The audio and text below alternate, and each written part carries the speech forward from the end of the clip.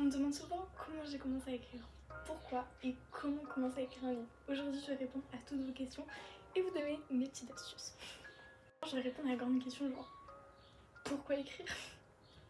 Personnellement, l'écriture ça m'a apporté tellement de choses positives que je peux que vous pousser à aller vers cette voie. Écrire ça permet de se soulager, de se libérer. Bien entendu, tout le monde trouvera son compte, tout le monde n'aimera pas forcément comme n'importe quoi.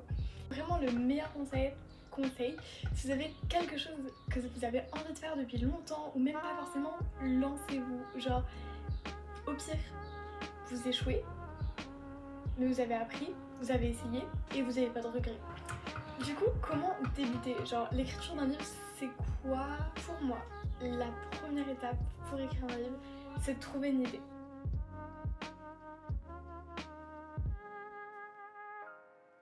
Et c'est une étape qui est pas facile, contrairement à ce qu'on pourrait penser. Cherchez de l'inspiration à travers la musique. Faites des moodboards Pinterest en vous inspirant de photos d'un mood qui vous donne des idées.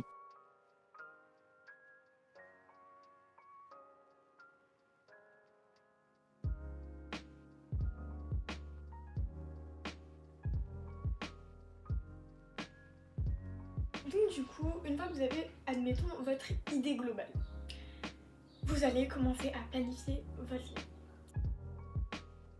Alors je dis ça mais je l'ai pas fait en tout cas pour mon premier roman et pour mon second je l'ai fait très brièvement parce que j'aime pas ça. Mais je l'ai quand même fait. Je vais vous montrer un peu. Donc mon organisation, moi c'est juste des carnets et un trieur.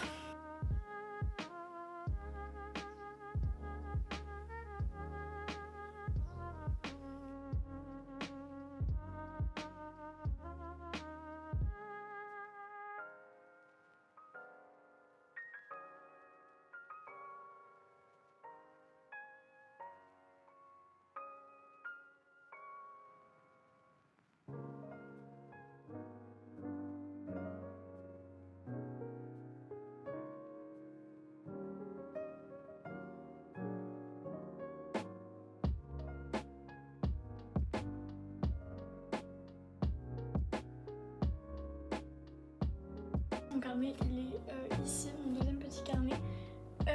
Donc là c'est où je tiens le compte des chapitres que j'ai écrits par la suite. Une fois que vous avez trouvé votre idée, vous allez pouvoir commencer à écrire. Une fois que vous avez bien travaillé le fond, la forme, etc., vous allez pouvoir commencer à écrire. Et c'est ce qu'on appelle le premier jet. L'infernal premier jet. Non, en vrai c'est le meilleur truc, vraiment le premier jet. Voilà. Le premier jet, ça sert à rien de s'y attarder, il n'y a pas 40 000 choses à dire dessus. Bah faut écrire, hein. C'est long. C'est parfois chiant, on n'a pas toujours la motivation, des fois on voit pas le but, on se dit ah j'arriverai jamais au bout, mais je vous jure, vous pouvez le faire et vous allez le faire. Ensuite, on a fini son premier jet, bravo, c'est trop bien, mais les galères c'est que le début.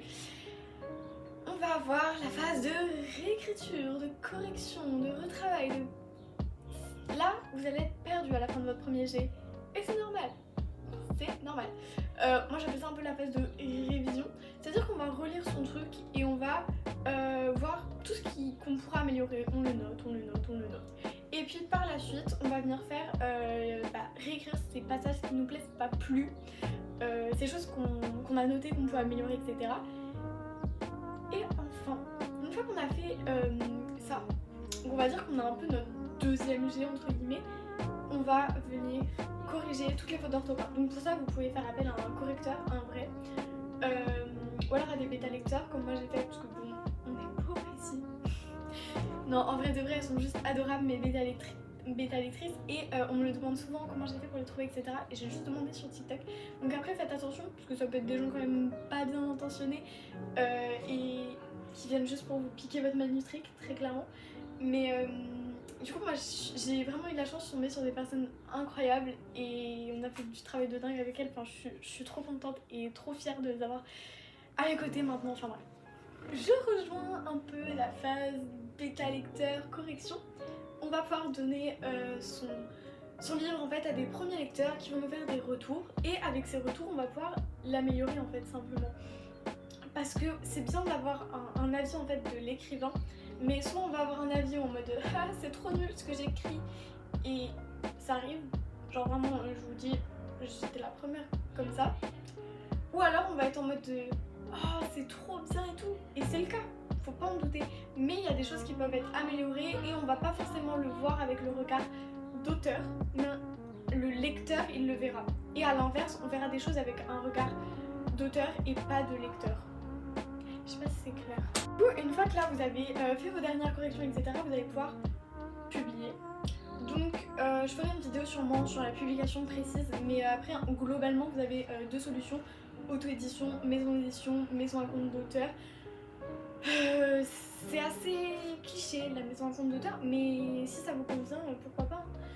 Vous allez publier et là vous allez avoir des retours du grand public entre guillemets, et c'est là où vous allez voir que ça plaît pas, et que vous allez pouvoir vous améliorer. Et je pense que c'est vraiment super important d'avoir ce regard vraiment extérieur de la famille, les amis, le bêta lecteur, les bêta testeurs, etc. D'avoir un avis qui est complètement sorti du cadre, ça peut être dur, c'est un peu se mettre à nu en fait, de montrer ses écrits. Moi je sais que quand ça va sortir mon livre, je vais stresser comme pas possible. Je vais être trop mal et en même temps trop excitée. Et voilà. Enfin bref, voilà. J'espère que ça vous aura plu. Je suis restée dans les grandes lignes parce que je voulais pas que ça dure 40 ans. Mais je pense faire une vidéo genre peut-être sur chaque étape où ce sera bien détaillé, etc. Et genre en mode comme ça je pourrais répondre aussi à vos questions. N'hésitez pas à en mettre en commentaire. Et je trouve que j'étais une vraie youtubeuse. Oh bref, je fais des gros bisous et samedi prochain